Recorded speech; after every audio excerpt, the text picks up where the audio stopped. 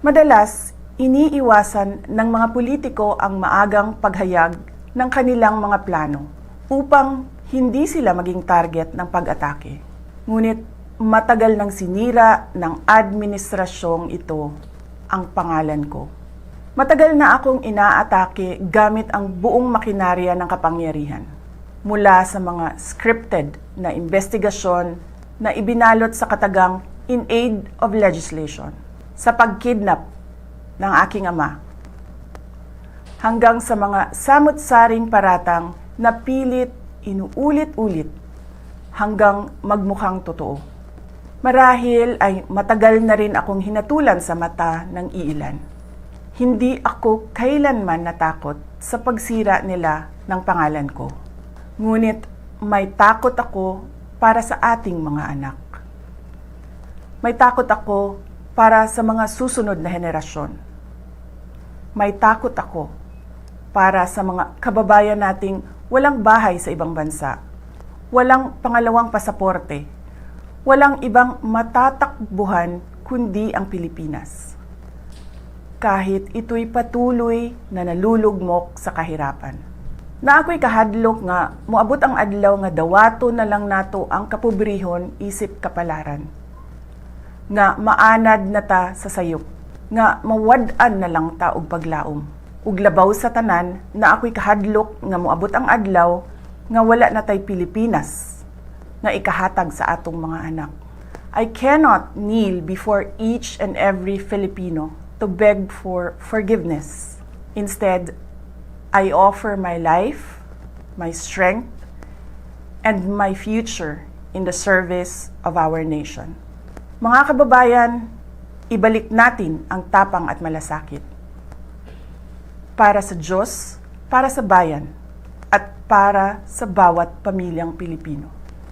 Ako si Sara Duterte, tatakbo bilang Pangulo ng Pilipinas. Alright mga kababayan, magre-react tayo dito sa bagong pahayag ni Vice President Sara Duterte sa kanyang pagtakbo nga bilang Pangulo sa 2028 at hindi daw po usual mga kababayan kasi mostly yung mga kandidato o yung mga politiko mag-announce po yan, medyo malapit na yung eleksyon para konti na lang yung panahon para sirain sila. Kaya ito yung sinasabi ngayon ni VP Sara na medyo maaga po siyang mag-announce kasi wala naman po ng ikakasira sa kanya dahil halos lahat nagawa na po ng administration na siraan siya simula 2023 mga kababayan hanggang ngayon tuloy-tuloy yung kanilang paninira kay VP Sara at ginamit nga po yung buong persa, buong resources ng gobyerno para talaga atakihin siya. Kalad ka rin si VP Sara pero sa aking paningin ay no effect naman yung kanilang mga efforts mga kababayan ilang milyon yung kanilang gastos doon sa mga hearing mula doon sa good government hanggang sa Quadcom ay ganun pa rin, puro confidential funds pa rin yung kanilang mga topic yung kanilang mga issue na ibinabato kay VP Sara Duterte pero wala naman pong epekto sa taong bayan dahil marami pa rin naman ang mga sumuporta kay VP Sara na marami pa rin ang may tiwala kay VP Sara mga kababayan. Yung kanilang mga allegation ng mga confidential funds, yung kanilang mga piatos, yung kanilang mga Chucky na buwelta ni Claire Castro, wala namang effect sa mga masang Pilipino mga kababayan kaunti pa rin naman yung or kaunti pa rin yung or kaunti lang yung mga naniwala sa kanila. At kanina nga, nung after na nag-announce si VP Sara na tatakbo po siya bilang Pangulo sa 2028, ay yung mga kalaban, yung mga anti-Duterte ay kanya-kanyang mga nagsasabi ng negative na naman mga kababayan. Kahit anong sasabihin ni VP Sara, puro negative lang talaga sila. Kaya so, ang aga pa daw ng announcement ni VP Sara, ang aga niyang mamulitika, dapat daw sagutin muna niya itong mga allegation sa kanya, itong nakabinbin ngayon na impeachment complaint, dapat sagutin daw niya. Ayan, kung ano-ano talaga nilang maisip mga kababayan na ibato kay VP Sara. Hindi na lang nila talaga atupagin yung kanilang mga kanya-kanyang mga ambisyon sa 2028 kasi tatakbo pa mostly yan yung mga congressman na yan mga kababayan at ngayong hapon nga or ngayong gabi ay may pang-apat na impeachment complaint ang i-file doon sa Secretary General at inendorso yan ni Benny Abante at ni Paulo Ortega mga kababayan. So baka may pang-5 pa siguro, no? So ganun po kadami na ang nag-file. 4 na mga kababayan yung nag-file ng impeachment laban kay Vice President Sara Duterte, at meron narinig tayo na statement galing kay Congressman Defensor na mukhang mahirapan daw na makakuha ng 1/3 votes, no? 1/3 ng mga congressman, no, na pipirma dito sa impeachment laban kay VP Sara para ma-endorse ito doon sa Senado. So mabuti kung ganun mga kababayan, no? At itong mga congressman na mga atat na atat noon na pumirma sa impeachment complaint ay magdalawang isip na po sila ngayon dahil papalapit na po ang eleksyon sa 2028, at itong administration ay ano na mga kababayan, no, parang wala nang saysay, no, wala nang ano, kasi patapos na yung termino.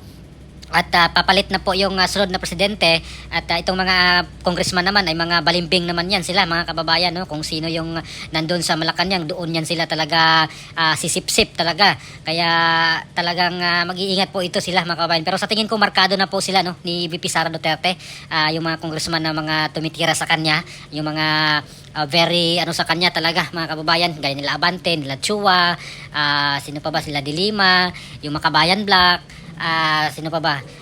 Markado na po yan sila mga kababayan, sila Martin Romualdez at sila Asedre, yung mga party list na talagang wagas din makabanat.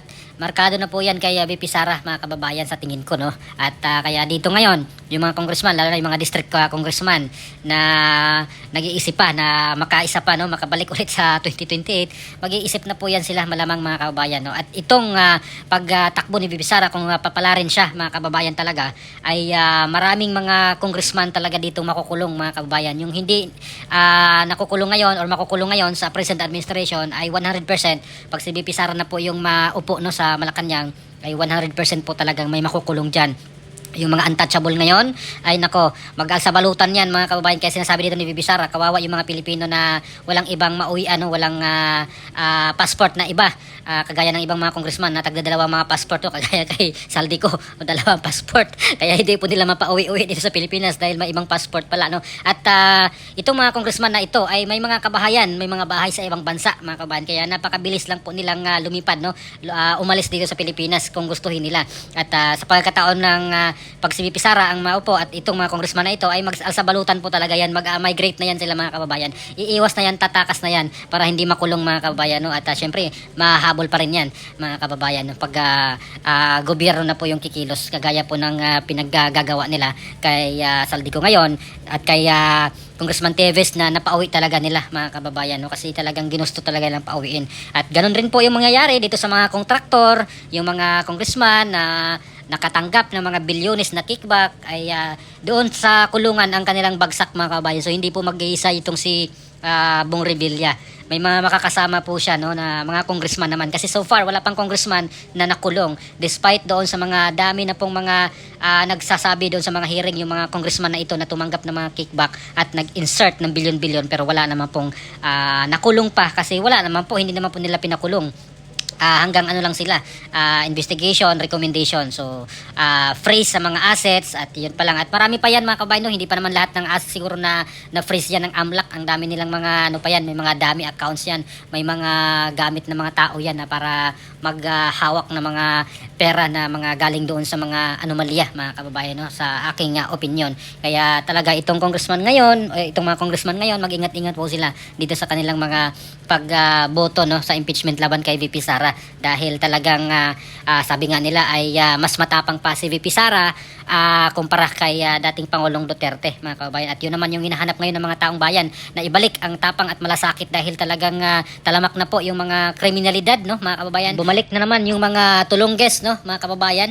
Kawawa yung isang gabi yung estudyante na hinold up at pinatay pa talaga mga kababayan, no. At yung mga ni-rape ng mga kabataan, yung mga gumagawa ng mga adik, gulo dito, gulo doon, tambang dito, tambang doon. Kaya ganun mga kababayan, nga magulo na, kaya na-miss po ng mga tao yung tapang at malasakit ng Tatak Duterte mga kababayan, dahil hindi po na safe na maglakad ngayon pa uwi galing sa mga eskwela or galing sa trabaho, dahil laman na ng balita talaga na kabila yung mga hold-upan.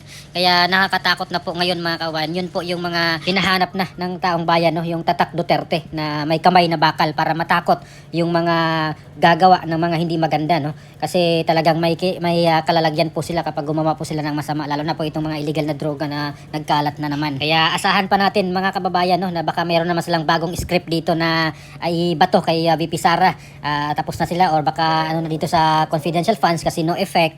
Hindi walang pakiang tao dito sa confidential funds nga paulit-ulit nilang binabato. Ito naman issue ng AJK naman, ang kanilang pilit na ibabato na naman kay VP Sara, no? At abangan natin habang palapit ang eleksyon ng 2028 ay gagawa ulit yan sila ng mga issue na ibabato kay VP Sara. Pero hindi naman natakot na si VP Sara dyan mga kababayan, no?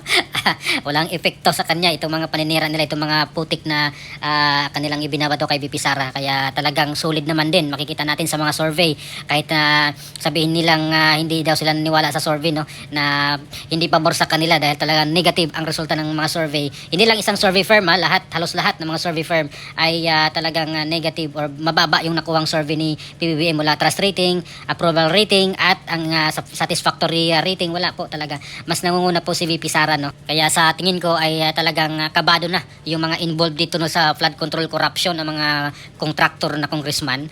Yung mga hindi pa nabanggit dito mga kababayan, baka mabanggit na po yan or baka makulong na yan, no? So ano pa masasabi dito mga kababayan sa bagong statement ni VP Sara? Please comment down below. Maraming salamat. God bless po sa ating lahat.